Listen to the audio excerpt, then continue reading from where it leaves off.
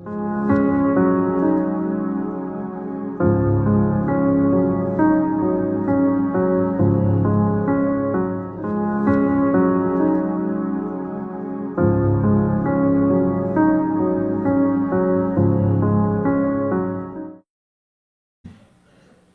시간에는 죽음같이 강한 사랑에서 죽음보다 강한 사랑으로 라는 제목으로 함께 말씀의 은혜를 나누기로 합니다. 죽음같이 강한 사랑에서 죽음보다 강한 사랑으로, 사랑에 관한 것인데요. 사랑의 엄청난 그 위력을 표현해 주는 말이라고 하겠습니다. 그래서 오늘은 아가서에 나와 있는 사랑이 무엇인가, 그 사랑이 무엇인가, 이 부분을 살펴보는 시간을 갖도록 하겠습니다. 아가서는 처음부터 끝까지 누가 얘기했다고 말해주지 않고 있는 되게 어려운 이런 책입니다. 그래서 이 8장 6절 7절 말씀은 지금도 두 개로 이렇게 주석이 나뉘었어요. 하나는 신부의 요청, 신부가 신랑에게 요청한다, 이렇게 해달라, 이렇게 해달라는 요청이라고 이렇게 해석하는 데도 있고, 거꾸로 신랑이 신부에게 명령하는 거죠. 너는 이렇게 해라 라고 명령하는 것인데, 좌우지간 이 부분을 두 개 부분으로 또 나누어요. 어떻게 나누냐면은, 너는 나를 도장같이 마음에 품고 도장같이 팔에 두라, 무슨 명령이나 요청의 말이 처음에 나오고, 그 다음에 사랑의 정의가 나오는 거잖아요. 사랑은 뭐처럼 강하고 뭐처럼 잔인하고 뭐컴하니 사랑은 이렇게 할 수 없다. 사랑에 대한 정의가 나오기 때문에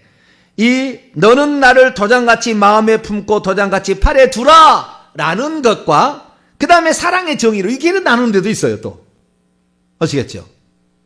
한 사람이 얘기하는 게 아니고 그 사랑은 이렇다라고 또 이렇게 누가 또 정의하는, 예루살렘 딸들이 정의할 수도 있고요. 좌우지간 누군가가 사랑이 뭐다라는 것을 정의하는 것으로 이렇게 나가기도 합니다. 그래서 도무지 여기가 누구인지 알 수가 없는 그러한 그 말인데요. 누굴까를 좀 더 찾아보고, 그래서 신부의 요청인가 신랑의 명령인가, 아니면 이 본문은 앞에 명령문과 뒤에 서술문이 같은 사람이 얘기했나 다른 사람이 얘기했나, 이것도 한번 보시고, 그 다음에 세 번째 우리가 또 생각을 하고 들어가야 될 게 6절에 그 사랑을 정의하는 부분에 있어서 그것의 기세가 여호와의 불과 같다. 자, 제가 처음에 첫 시간에 아가서 노래 중에 노래 대체 무슨 책인가라는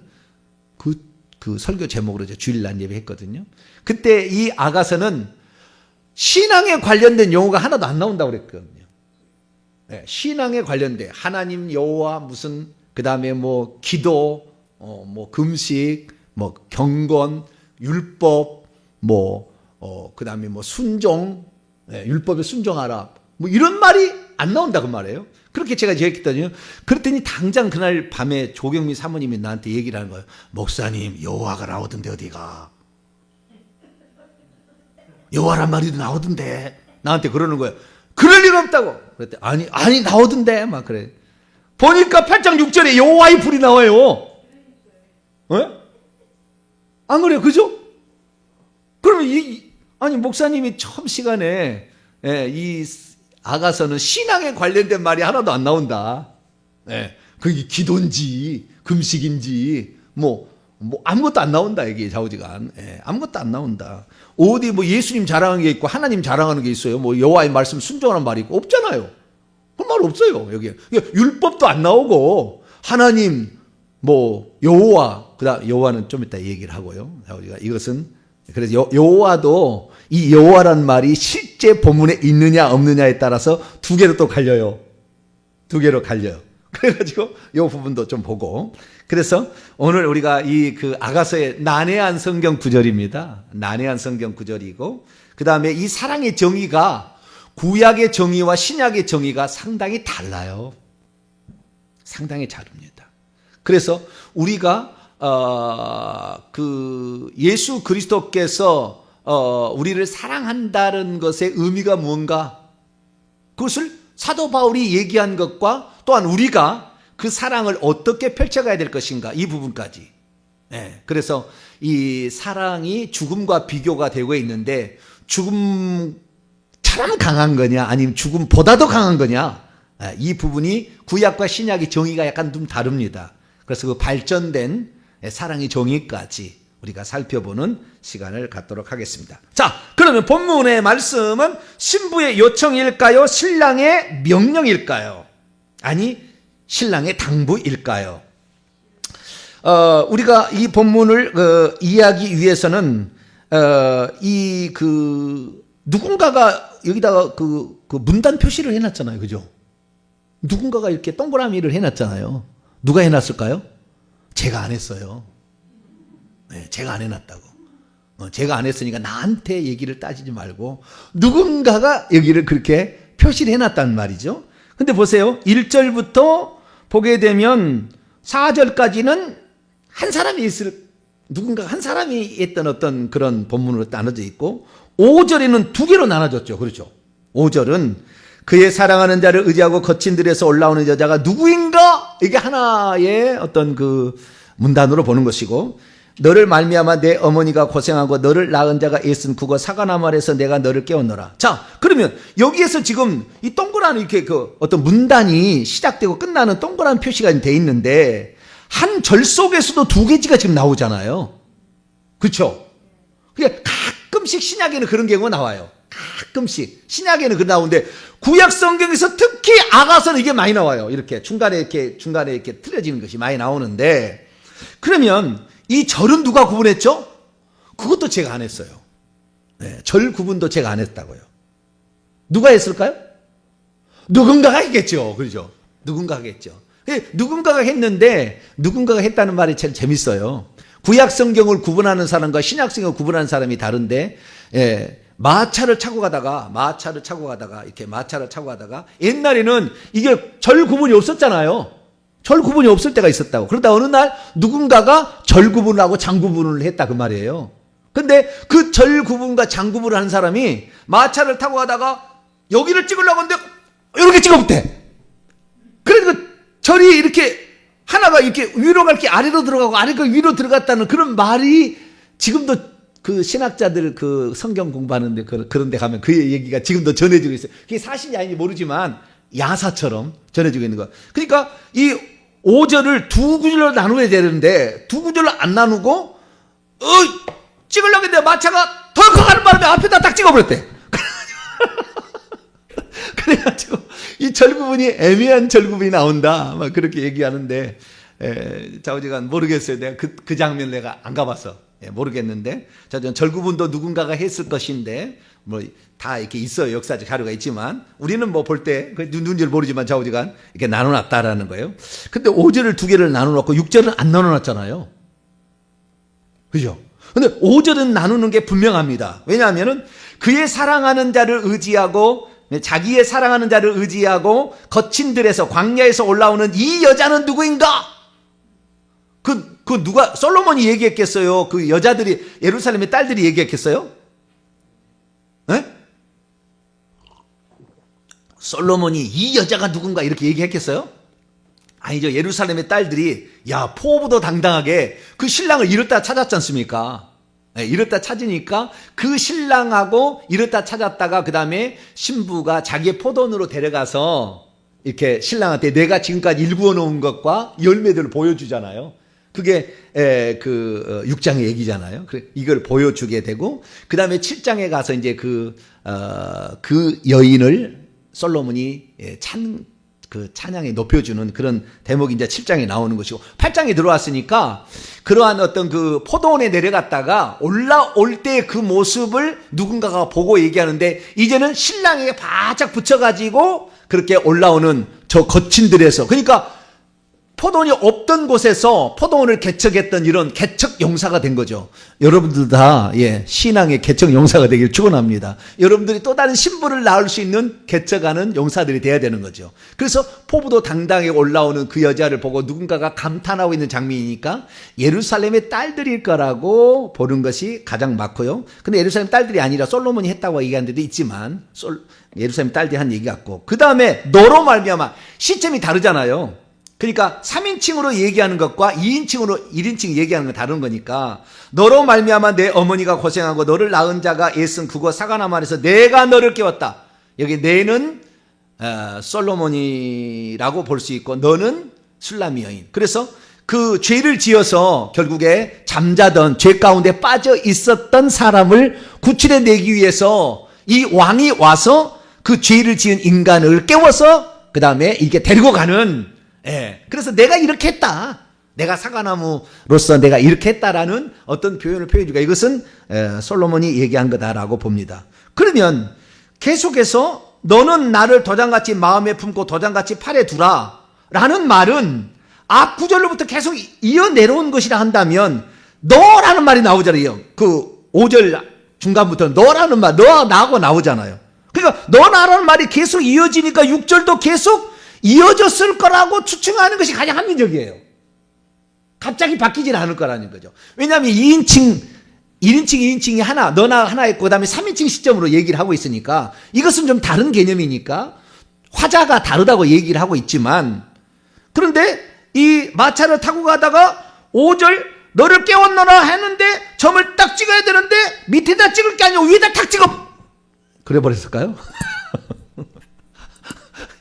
그래가지고 원래 나 너라는 말이 나오는 것이 5절 중간부터 나 너라는 말이 나오는 거니까 6절도 당연히 6절 거기 상반절까지 너 나, 사랑은 뭐든 이거 3인칭도 시점으로 바꿔지는 거니까 거기까지는 그 5절 하반절에 나와 있는 화자가 얘기했을 거라고 하는 것이 가장 합리적이다. 제가 봤을 때는 그렇게 판단이 됩니다. 결국에 신랑이 신부에게 하는 말입니다. 신랑이 신부에게 하는 말이라고 보는 것이 가장 합리적이겠다. 그렇게 생각이 듭니다. 뭐 절대적으로 안 맞아도 상관은 없어요. 그러면 뭐라고 얘기했느냐? 신부의 요청이든 신랑의 요청이 되는데 신랑의 요청이야만이 더 말씀이 더 견고해져요. 그래서 저는 그렇게 봅니다. 자, 그러면 6절 부탁이나 또는 명령, 그 다음에 사랑의 정의에 대해서 한번 다시 읽어보죠. 시작. 너는 나를 도장같이 마음에 품고 도장같이 팔에 두라. 사랑은 죽음같이 강하고 질투는 수월같이 잔인하며 불길같이 일어나니 그 기세가 여호와의 불과 같으니라. 아멘. 자, 너는 나를 도장같이 마음에 품고 도장같이 팔에 두라 라는 말은 그 의미가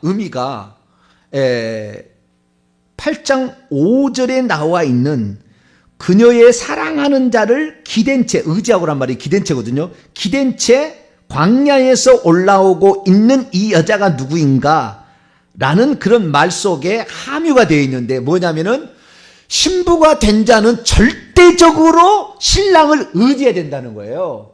그러니까 그 신랑이 떠나지 않도록 한번 첫 번째는 어디 갔다가 못 만난 것이고, 두 번째 결혼 후에는 떠나버렸잖아요. 떠나버려서 그거 찾느라고 힘들었어. 얻어 터지고 힘들었다 그 말이에요. 그렇기 때문에 이기고 난 다음부터는 이제는 나는 당신만을 의지합니다. 그리고 그의 품에 의지하고 올라오고 있단 말이에요. 그 포도밭에서 올라오고 있다는 거예요. 그것을 이어받아서 이 솔로몬이 말하기를 너는 두 번 다시 나를 떨어뜨리지 마라. 그 의미로부터요. 옛날 사람은 도장이 아주 중요합니다. 왜냐하면 도장은 사고 팔 때 마지막 인감 도장을 찍는 거니까 이것은 아주 귀중한 거 옛날. 그래서 이것을 목에다도 달고 다니고 있고 때로는 허리끈에다가 여기다가 달고 다니고 여기다가 달고 다닐 수 있었어요. 팔목에다도 달고 다닐 수 있고. 그래서 중요한 거니까 이것을 꼭 몸에다가 도장을 목에다가 걸고 있든지 팔에다 걸고 있든지 꼭 붙이고 다니라. 나를 놓쳐버리면 안 돼. 네가 놓쳤다가 너 힘들었잖아. 많이 힘들었잖아. 그러니까 앞으로는 절대 놓치면 안 돼 라는 말로 신랑이 신부에게 하는 얘기를 하는 것이 가장 합리적인 해석이에요. 제가 봤을 때 여러 가지 해석이 있지만 그래서 저와 여러분은 한 번 잃어버리는 것은 한 번으로 끝내시고 그다음부터는 항상 여러분이 너는 나를, 그러니까 항상 주님과 함께 동행, 주님은 항상 주님과 같이 다니는 그런 여러분이 되시길 축원합니다. 그래야만이 우리가 온전히 열매를 맺을 수 있는 자가 된다는 거예요. 그것이 요한복음에 나오는 거죠. 자, 요한복음 15장. 요한복음은 아가서의 풀이책이에요. 풀이책. 풀이를 하면 요한복음이 나오는 거예요. 요한복음은 완전히 영적인 책이잖아요. 마태복음과 누가 요한복음에서 예수님을 인간으로 표현한 것이 왕과 종과 송아지로 표현한 게 마태복음과 누가고, 그 다음에 요한복음은 예수님을 독수리, 하늘에서 오신 하나님의 아들로 표현하는 거거든요. 그렇기 때문에 이 하나님의 아들의 관점에서 쓴 거기 때문에 이 하나님의 아들이 누구를 결국에 신부로 삼는 것인가, 결국에 이 요한복음은 처음부터 끝까지 목자라고 자기를 표현해요. 그래서 우리가 이 아가서를 그냥 공부했지만은 이 솔로몬은 항상 자기를 양떼를 치고 있는 목자로 표현하잖아요. 목자로. 그 다음에 또 하나 신부는 왕이라는 것으로 표현하고, 왕이라는 것. 그 다음에 나는 너의 창조주다는 말로 표현을 나오고, 이렇게 나오는데, 여기에 15장을 요한복음을 보게 되면 처음부터 끝까지 계속 양이에요. 요한복음 1장부터 세상죄를 지고 가는 하나님의 어린 양부터 시작해가지고, 요한복음 21장 가면은 베드로한테 내 어린 양을 치라, 목자가 되라, 이렇게 얘기하고, 내가 목자였던 거지, 너도 목자가 돼야지. 요한복음 10장 한가운데 가고 되면요, 나는 선한 목자라, 선한 목자는 양들을 위하여 목숨을 버리거니와 나도 양들을 알고 양도 나를 아는 것이, 이렇게 얘기하므로 계속 목자라는, 그 목자는 양들을 위해서 목숨을 버린다라는 고비라 송이와 포도주의 집으로 계속 표현되고 몰약으로 증거되고 있는 그 표현들을 그대로 요한복음은 얘기를 하고 있기 때문에 다른 데서 나오지 않는 몰약이나 또는 침향이나 니고데모가 가져온 이런 시체에 바르는 것까지도 요한복음 특별하게 많이 작용하고 있습니다. 자, 그러면 절대 떨어지면 안 된다. 15장 5절입니다. 6절까지. 15장 5절부터 시작. 나는 포도나무요 너희는 가지라. 그가 내 안에 내가 그 안에 거하면 사람이 열매를 많이 맺나니 나를 떠나서는 너희가 아무것도 할 수 없습니다. 사람이 내 안에 거하지 아니하면 가지처럼 밖에 버려져 마르나니 사람들이 그것을 모아다가 불에 던져 사른다. 그러니까 이제는 떨어뜨려서는 안 된다라는 거예요. 이 대표적인 것이 이제 도장같이라는 이 표현이 마음에 품으라는 말은 원래 가슴에 품으라는 말과 같은 말이에요. 가슴에. 왜냐하면 여기다가 가슴에 달고 다녔거든. 목걸이를 해가지고. 그 다음에 허리춤에 달고 다니든지 아니면 손에 목걸이 다니든지. 대표적인 경우가 창세기 38장에 유다가 털 깎는 뒷나로 내려가다가 한 여인이 과부가 있어가지고 어떻게 그냥 이게 여인에게 들어가가지고 여인이 당신에게 뭘 내가 너에게 줄까 그랬더니 당신의 도장과 끈과 지팡이를 주세요. 생각나세요? 도장. 중요한 서류에다 도장을 찍는 거잖아요. 그래서 그 도장이 항상 몸에 지니고 다녔던, 그래서 이것을 소중하고 귀중하니까 그런 장면이 우리가 떠오를 수 있죠. 뿐만 아니라 이 도장을 버려버린다는 것은 결국에 완전히 분리된다는 걸 말하는 거예요. 예레미야 하나 읽어볼까요? 예레미야 22장. 아가서 뒤에 이사야, 예레미야 22장 24절로 25절.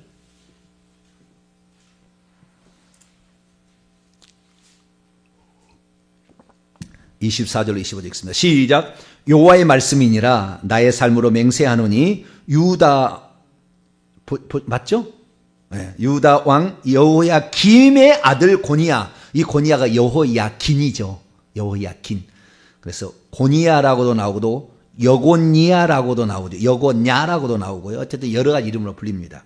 여호와긴이 나의 오른손에 인장받이라 할지라도 내가 빼어버려서 내 생명을 찾는 자의 손과 내가 두려워하는 자의 손 곧 바벨론 왕 느부갓네살의 손과 갈대아인의 손에 줄 것이라. 내 손에 항상 붙어있는 인장 반지라 했지만 빼어내버려서 너를 죽게 하겠다라는 거잖아요. 너를 버리겠다라는 거잖아요. 그러듯이 이 도장이라는 것은 항상 가까이, 가장 소중한 거니까 가장 가까이 있는 것인데, 그래서 이 솔로몬 왕이 말하기를 너는 나를 도장같이 여기라. 아니, 도장같이 새겨버리라 그래요. 그 원문에 보면은 너는 나를 도장같이 팔에 새기라. 두라라는 말이 팔에 새기라는 거예요. 아예 새겨버리라. 네. 그래서 항상 우리는 예수님과 동행하는 그런 사람이 되기를 이렇게 바라고 있습니다. 그리고 그 다음에 사랑에 대한 정의가 나오죠. 사랑에 대한 정의가 나옵니다.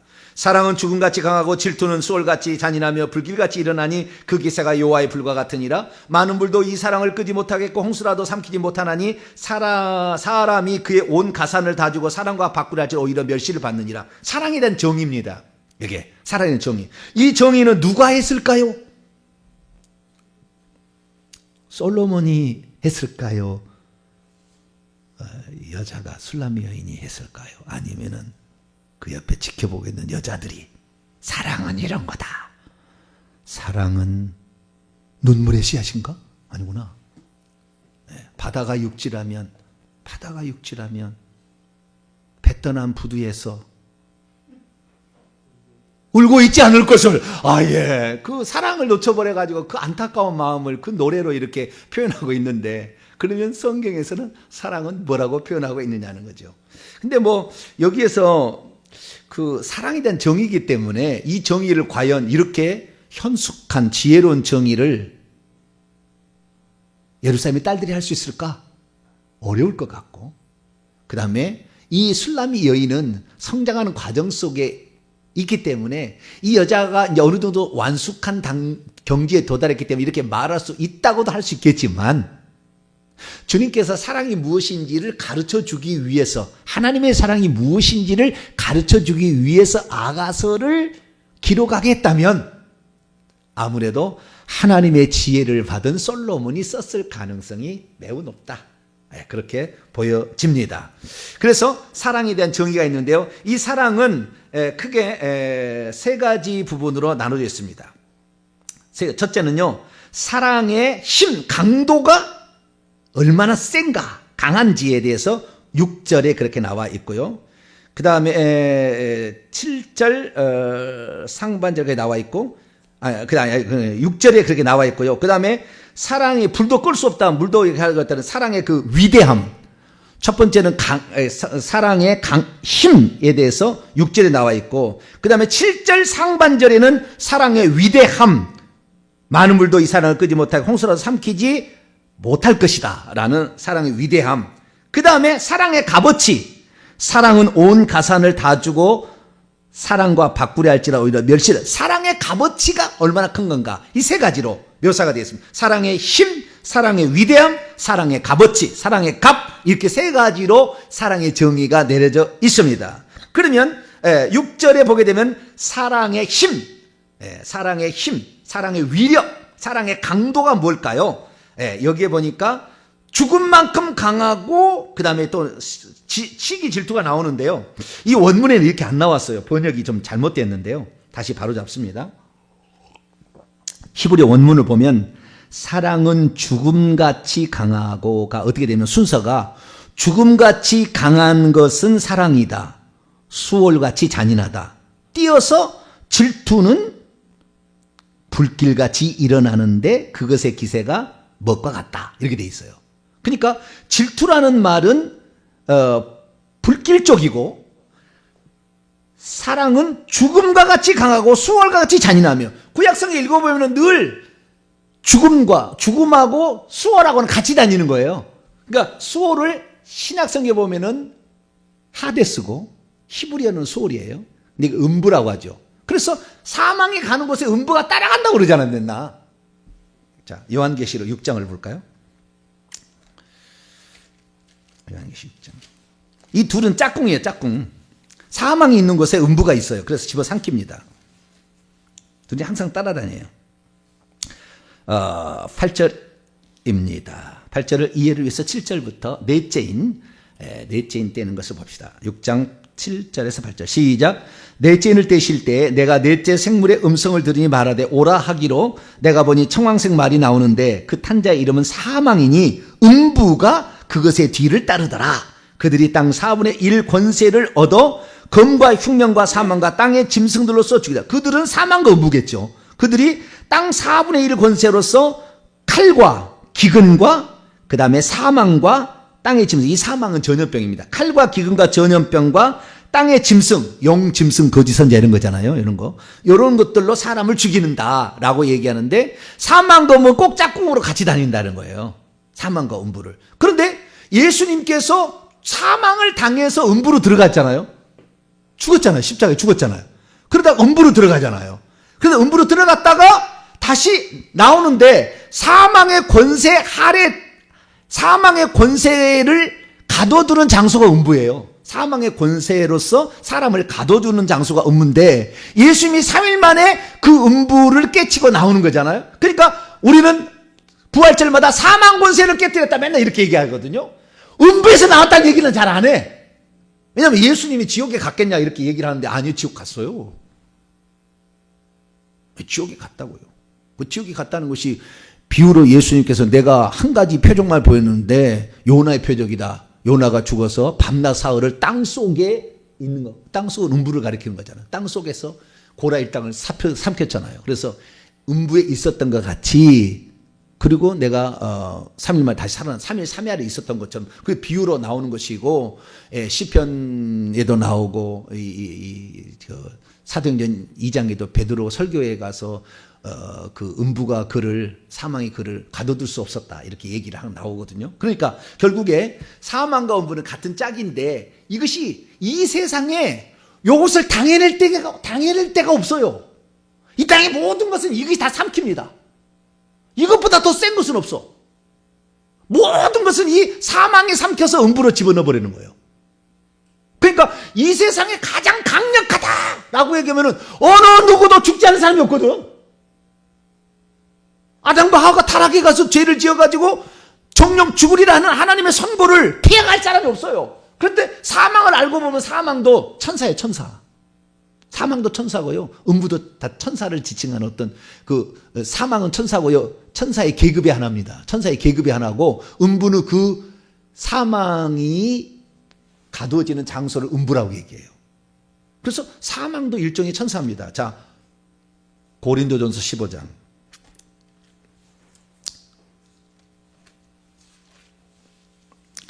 고린도서 15장. 24절부터 26절. 원수들의 하나예요. 하나님의 원수들. 타락한 천사 높은 계급의 하나입니다. 자, 24절에서 26절 시작.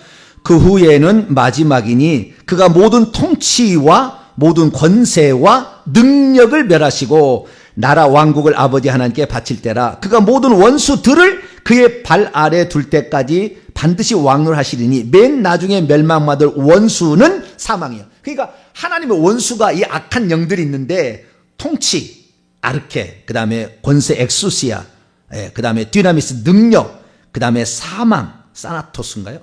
그 사망, 이 네 가지는 다 천사의 계급인데 타락한 천사가 이렇게 가지고 있어요. 그래서 사망으로 죽이는 거예요, 나중에.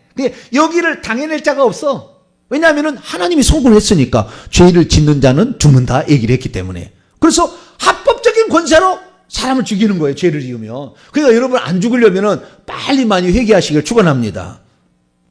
대답이 없으시네. 일찍 돌아가고 싶어요? 네.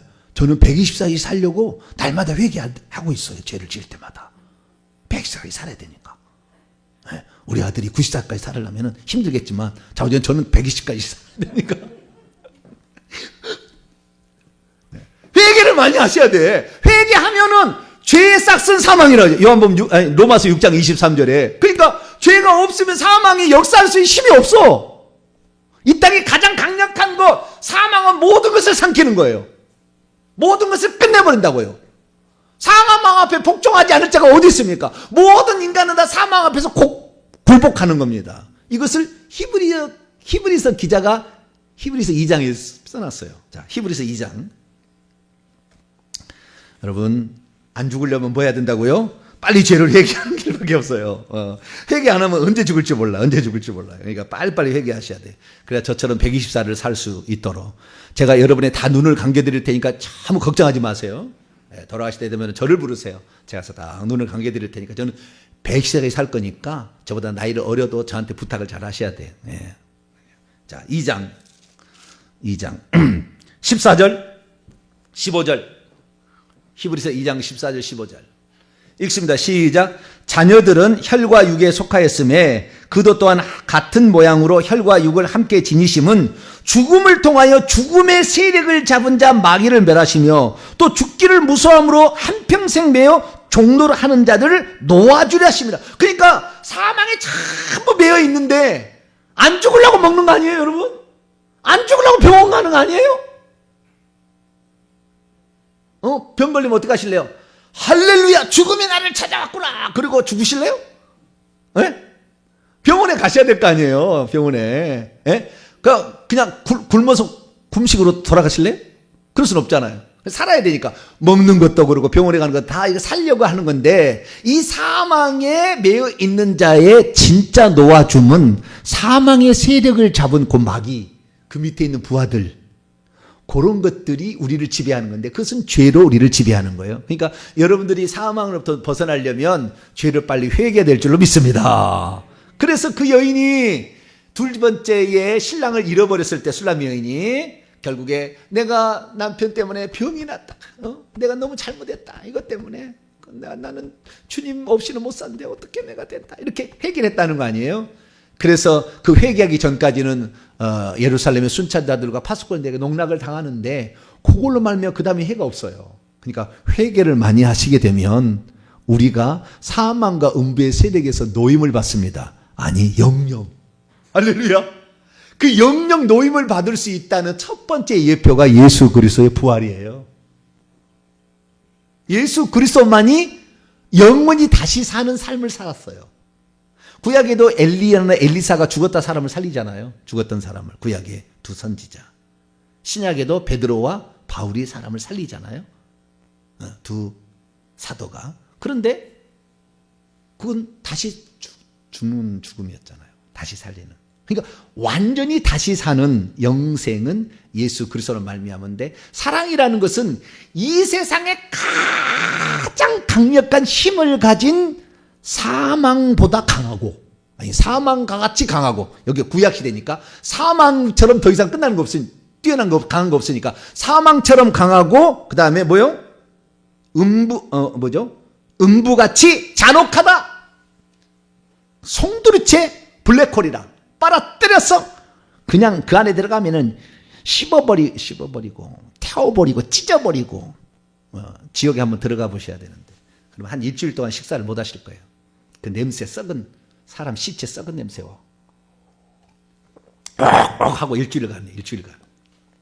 그러니까 어떤 사람은 그래요. 주님, 저에게 천국과 지옥을 보여주시려면 지옥 마시고 천국만 보내주세요. 이렇게 기도하는 사람이 있다는 거잖아요. 왜? 그거 갔다 왔더니 거의 밥을 못 먹어. 밥을 못 먹어요. 네. 일주일 동안 그냥 오바이트하고. 그러니까 그냥 주님, 혹시 나를 천국에 보내주시려면, 아니 지옥과 천국 보여주시려면 천국만 보여주세요. 이렇게 얘기를 한다는 거 아니에요? 네. 기도한 대로 된다니까. 안 그래요? 그죠? 네. 기왕이면 기도할 때 천국만 보여주세요. 그렇게 하시면 더 나을 것도 같아요. 네. 그래서 여기에서는 사랑의 그 힘을 어떻게 표현하고 있느냐? 죽음만큼 강하고요. 그 다음에 음부처럼 가혹하고 잔혹하대요. 네. 그렇게만큼 사랑이라는 것이 힘이 세다는 겁니다. 네. 힘이 세다는 것을 이렇게 말해주고 있는데, 이 기세가 얼마나 세냐면요, 그 다음에 그 불의 기세가 여호와의 불과 같다. 여호와의 불과 같다는 말을 히브리어로 보게 되면 샬르 헤베트야예요. 샬르 헤베트야. 샬르 헤베트까지만 말하면은, 샬르 헤베트는 맹렬한 불길이란 뜻입니다. 샬르 헤베트는. 근데 야흐가 붙어서 뒤에가 샬르 헤베트 야흐가 붙었다고요. 우리가 히스기 야흐입니다. 원래 엘리 야흐 하듯이. 그 야흐라는 말은 여호와의 축약형입니다. 구약에 많이 나와요.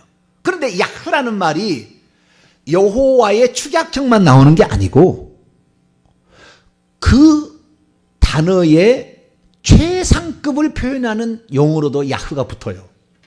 그러니까 이것이 두 가지가 쓰임새가 있는 거예요.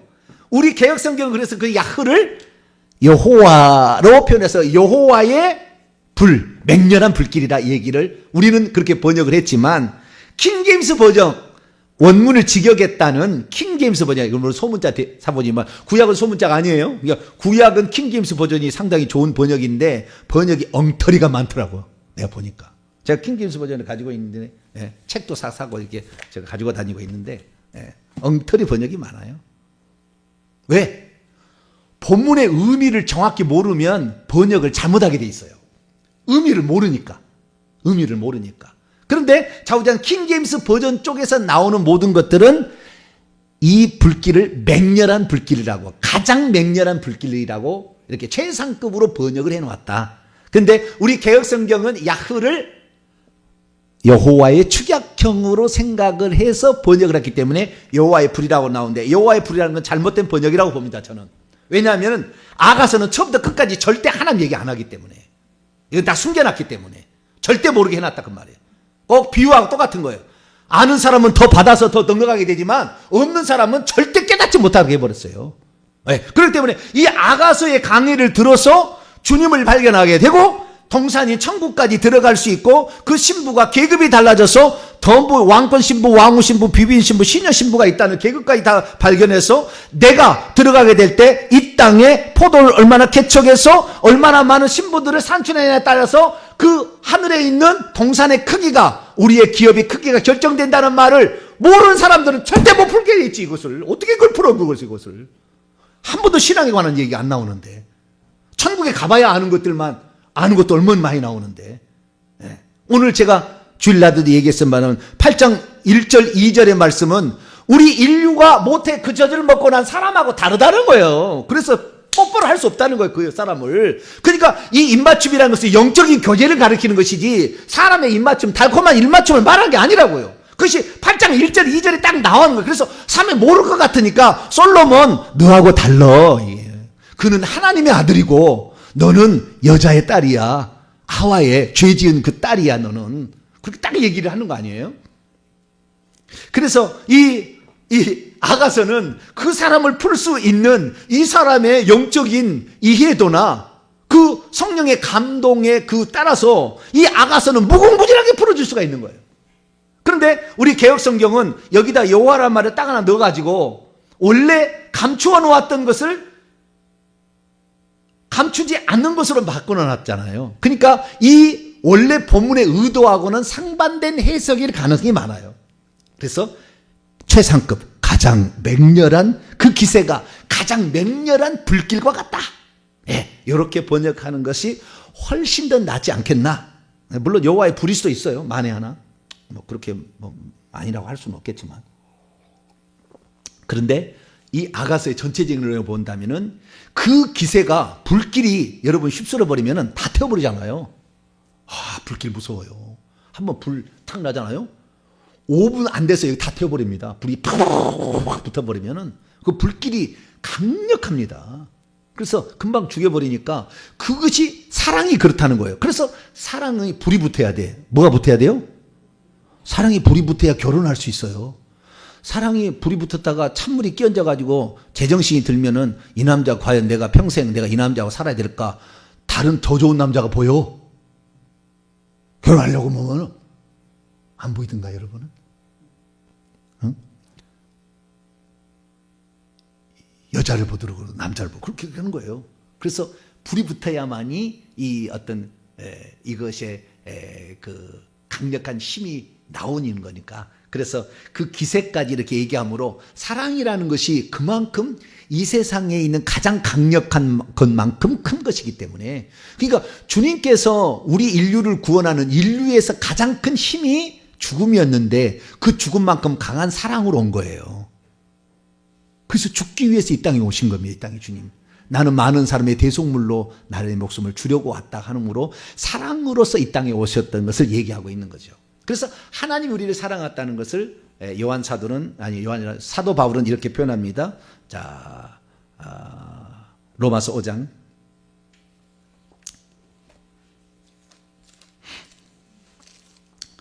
로마서 5장.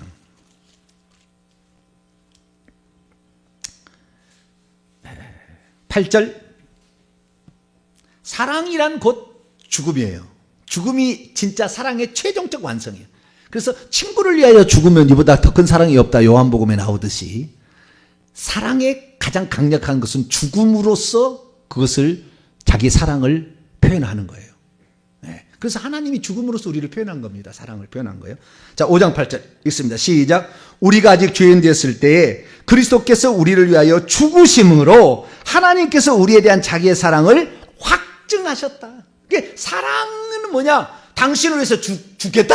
이게 사랑이라는 거예요. 둘이 연애를 하다가 해변을 가지고 있었는데 깡패가 만났어요. 그래가지고 깡패가 뭐라고 그래요? 그러면 남자가 에이그 무서워 도망치면 될까요? 안 될까요? 에?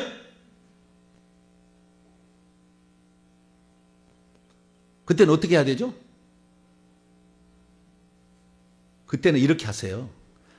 방언 기도를 딥닥하십시오. 뭐라고요? 그러면 아이고 미쳤구나 그러고 가버려. 그때 뭐 내가 힘으로 이걸 제압을 해가지고 어떻게 해야 돼? 딘통 얻어 터져서 뼈 하나 부러져 그냥. 근데 그냥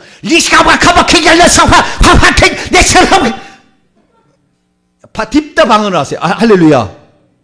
내가 방법을 가르쳐준다고. 혹시 남자들 우리의 자녀들이 어디 가서 연애하다가 깡패를 만났다. 그러면은 제일 좋은 방법이 있어. 그냥 방언을 딥다 해버리는 거예요. 그러면은 와 이거 맛이 갔어 이 집은. 그리고 가는 거예요. 할렐루야. 실제 그런 사례가 있어서 제가 얘기하는 거예요. 실제 그런 사례가 있어서 제가 간증으로 들었기 때문에 실제 그런 사례가 있으니까 만약에 무슨 일에 여자가 만약에 있는데 남자가 무슨 겁탈을 들어간다 그러면은 그러면 아이고 아 뜨거라 그러 가버려. 그냥 사랑의 마음이 싹 다 하나. 사랑이 아니라 그 겁탈한 마음이 다 사라져 버려 그냥. 아시겠죠? 대답을 안 하시네.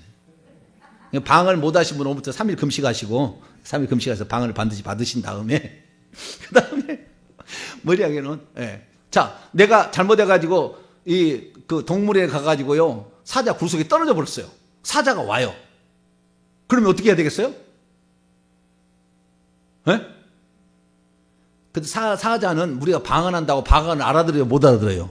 못 알아들죠. 그거는 사람은 이거 미쳤다고 그러지만 돈을 못 하니까 멈춰!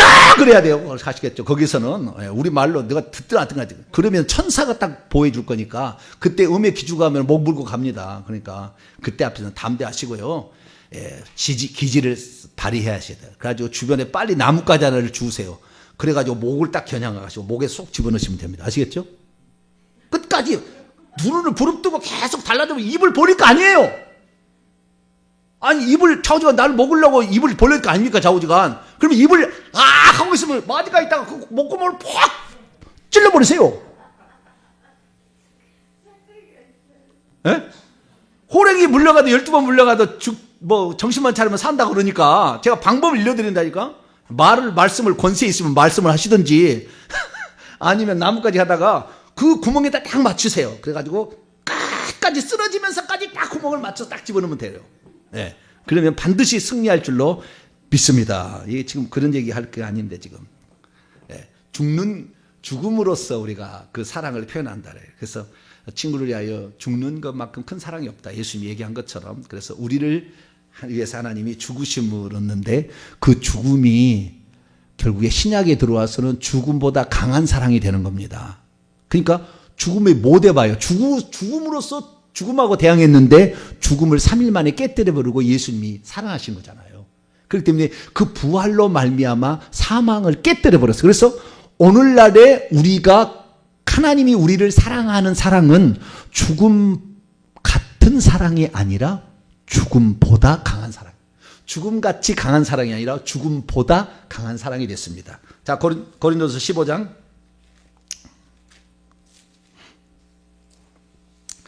55절 57절까지. 고린도서 15장 55절에서 57절까지. 55절에서 57절 57절까지 시작. 사망아 너의 승리가 어디 있느냐? 사망아 내가 쏘는 것이 어디 있느냐? 사망에 쏘는 것은 죄요 죄요 권능은 율법이라. 우리 주 예수 그리스도로 말미암아 우리에게 승리를 주신 하나님께 감사합니다. 예수 그리스도만이 사망을 정복하기 때문에 승리할 수 있어요. 그래서 우리는 지금 우리가 받는 사랑은 구약 시대는 죽음같이 강한 사랑이었으나 지금은 죽음보다 더 강한 사랑 우리가 받고 있다. 할렐루야.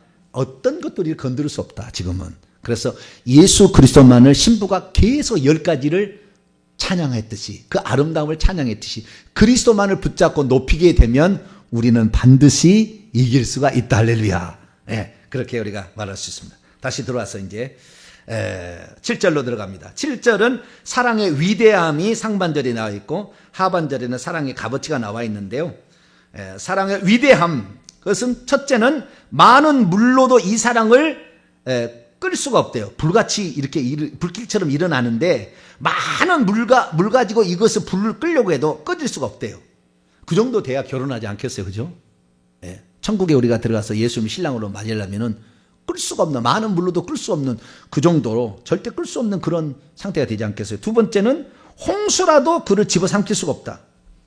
홍수가 온다 할지라도 그를 소멸할 수 없다. 그러니까 우리가요, 결국에 이런 것들, 세상의 어떤 유혹이나 핍박이나 지는 것은 목숨을 내버리면 이길 수 있어요. 죽음을 각오하고 던져버렸어요. 그러면 이길 수 있다고. 살려고 하니까 문제가 되는 거지. 살려고 하면 죽을 것이요, 죽으려면 산다 그러듯이 아예 목숨을 내버려야 돼요. 어차피 죽을 거 아닙니까? 우리가 언젠가 죽을 건데 주님을 위해서 죽을 수 있는 기회가 왔는데 얼마나 감사해요. 죽여다오지, 뭐 죽여다오. 힘들잖아요, 하루 살기. 여러분 좋아요? 저는 빨리 죽었으면 그건 아닌데, 자우지간 빨리 전에 갔으면 좋겠어요. 저는 지금 가면 좋겠어요, 그냥. 그런데 내 마음대로 죽을 수는 없잖아요. 그렇기 때문에 우리는 주님이 이 땅에 이스라엘까지 살아야 되는데, 그러니까 죽을 수 있는 기회가 되면 빨리 목숨을 던져버려야지. 그냥 죽음을 해서 그냥 15분 안 걸려요. 15분. 썬닥에서 15분 걸리겠어요? 15분 안 걸리니까. 그때만 참으면은 주님 나라 가게 되니까 너무 감사하죠. 그래서 이 사랑, 주님 사랑이 모든 고통도 이겨내고, 여러분이 나중에 진짜 목숨을 딱 내놓아버리잖아요. 그러면 나에게 칼을 여기다 댈 때요, 고통 없습니다. 나중에 해보세요. 경험해보세요. 주님이 그 고통을 가져가요. 두려움으로 두려움의 영이 임해서 우리를 두렵게 해서 문제인 거지. 그 순간에 담대해져서 주님을 위해서 내 사랑을 바치리다. 딱 마음에 결단하고 목숨을 딱 내놔버리면 고통이 안 와요. 사랑이 그 정도 강한 것입니다. 그래서 여러분이 주님을 많이 사랑하시면 세상의 어떤 환난, 풍파, 마귀의 유혹이나 핍박과 이것들도 아무것도 아닌 것을 믿으시기를 바랍니다. 그 다음에 마지막 사랑의 값어치 7장 7절 B절을 후예를 보게 되면, 사람이 자신의 모든 재화를 다 주고 사랑을 얻으려 할지라도 오히려 정령 멸시를 받을 것이다. 그러니까 이 사랑이 얼마나 가치 있냐면 자기의 모든 것을 다 팔아서 다 주고 판다 할지라도 그것을 살 수 없을 만큼 최상의 가치가 있다 그러는 거예요. 아시겠죠? 사랑이. 사랑이 그 가치가 있는 거죠. 그래서 천국의 비유도 그런 게 나오지 않습니까? 자, 마태복음 13장 다 왔습니다. 제가 이 사랑에 대해서 여성적 감정으로 잘 표현할 수 있다면 얘기를 하면 좋은데, 제가 남성이기 때문에 잘 표현을 못해서 상당히 지식적으로 제가 풀어갑니다. 그러나 그걸 통해서 사랑의 내면적인 그 힘들을 여러분들이 누리시기를 바라고요. 자, 마태복음 13장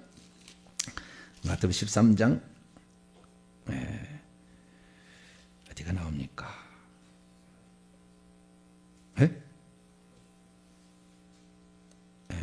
44절, 그죠? 44절 46절까지 두 개 비유가 나오죠. 밭에 감추인 보화와 그 다음에 진주, 값진 진주 하나. 44절에 한 번 비유 나오고 45, 46절에 두 번 비유 나옵니다. 세 구절 읽습니다. 시작. 천국은 마치 밭에 감추인 보화가 같으니 사람 이를 발견한 후 숨겨두고 기뻐하며 돌아가서 자기의 소유를 다 팔아 그 밭을 사느니라. 또 천국은 마치 좋은 진주를 구하는 장사와 같으니 극히 값진 진주 하나를 발견하며 가서 자기의 소유를 다 팔아 그 진주를 사. 여기에서 좀 천국 비유거든요. 천국은 이만큼 가치가 있다는 것인데, 구약에는 사랑이 그만큼 가치가 있다라고. 우리의 재산을 다 주고 얻으려고 한다 할지라도 그것은 멸시받는 일이다. 그건 안 된다는 거잖아요. 그래서 우리 집에 돈 주고 살 수 없는 어마어마한 가치가 있는 것이 사랑이다. 이게 내가 사랑을 가지고 있으면은 여러분은 수억 부자인 거예요. 할렐루야. 오늘 다 부자가 되셨죠? 사랑을 가지고 있으면 모든 재화보다도 더 부자다잖아요. 자, 우리나라의 가장 부자가 얼마나 가지고 있죠? 이재용이가 얼마나 갖고 있죠? 이조원이나 갖고 있나? 네, 그런데 이 세상의 모든 재화보다 더 큰 것이 사랑이다. 최상의 가치가 있다. 그러니까 우리가 그리스도를 사랑하고 있으면은 그들보다 훨씬 더 부자다. 할렐루야. 아, 오늘 떼부자들이 꽉 찼네요. 할렐루야. 네, 완전 떼부자네요. 완전 떼부자. 진짜 떼부자예요. 죽어도 없어지지 않는 떼부자.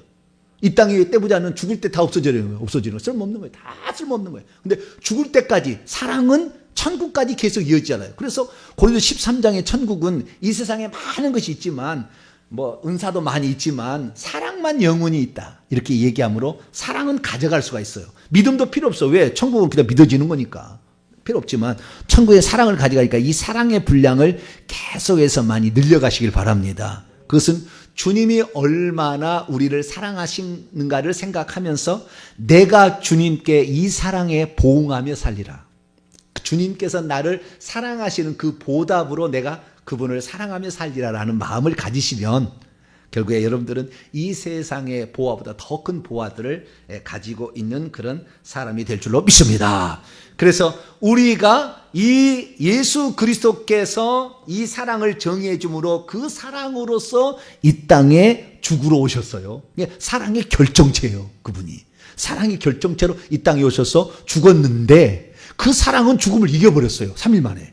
그래서 오늘날에 우리가 예수 그리스도를 믿으면 영원히 사는 영생이 우리에게 주어집니다. 그러니까 저와 여러분은 주님을 위해서 죽는 것만큼 귀한 더 큰 사랑은 없어요. 그러니까 주님을 위해서 죽을 항상 준비를 하시고 위기가 찾아오면 할렐루야 참 감사하네. 우리 목사님 120세까지 사시고 나는 먼저 갑니다. 주여. 그리고 주님을 위해서 내 목숨을 바치리라 이렇게 가시게 된다고 한다면 그 사랑이 결국에 이 값어치가 천국에서 우리가 누릴 영광을 결정해주고 보석을 만들어줍니다. 보석. 왜? 고난을 두려워하지 말라. 이 고난을 이긴 자는 생명의 면류관을 준다고 하니까 면류관, 보석의 크기를 결정해요. 그러니까 여러분들이 천국에서 큰 보석, 많은 보석, 빛나는 보석을 얻으려면 이 사랑을 많이 늘려가되 저는 그거예요. 난 다른 게 없더라고요. 그분이 나를 얼마나 사랑하셨는데 그분이 나를 얼마나 나는 그분을 사랑하는 나도 표현을 해야지. 나는 항상 그 마음이에요. 그분이 나를 사랑해서 나에서 목숨을 주셨는데 나도 그분을 사랑한다는 표현하고 사는 것이 당연한 것이지. 나는 항상 그 마음이에요. 그래서 어떤 어려움도 어떠한 역경도 나는 감사한 일이다. 왜? 그분이 나를 사랑해서 버린 생명의 값만큼은 내가 사랑하는 작은 거니까. 아주 작은 거니까. 그래도 이 작은 것이나마 하나님께 드리는 일이 내게 기회가 주어진다면 기꺼이 나를 내놓을 수 있는 자. 나는 그렇게 되고 싶다. 항상 저는 그런 마음을 가지고 살고 있습니다. 저와 여러분이나 이렇게 해서 죽음같이 강한 사랑이 구약의 사랑이라 한다면 죽음보다 강한 사랑을 예수님이 우리를 위해서 하셨으니 우리 또한 그분의 뒤를 따라가는 자로서 죽음보다 강한 사랑으로 세상을 이기시고 죄도 이기시고 두려움도 이기시고 우리 주님에서 여러분을 죽게 드림으로 천국에서 영광스러운 지위를 얻는 복된 성도가 되기를 간절히 바랍니다. 거룩하신 하나님 감사합니다. 사랑의 힘과 사랑의 위대함과 사랑의 값에 대해서 들었습니다. 우리들도 그러한 사랑을 할 수 있도록 더 큰 사랑을 부어 주옵소서. 우리 주 예수 그리스도의 이름으로 기도하옵나이다.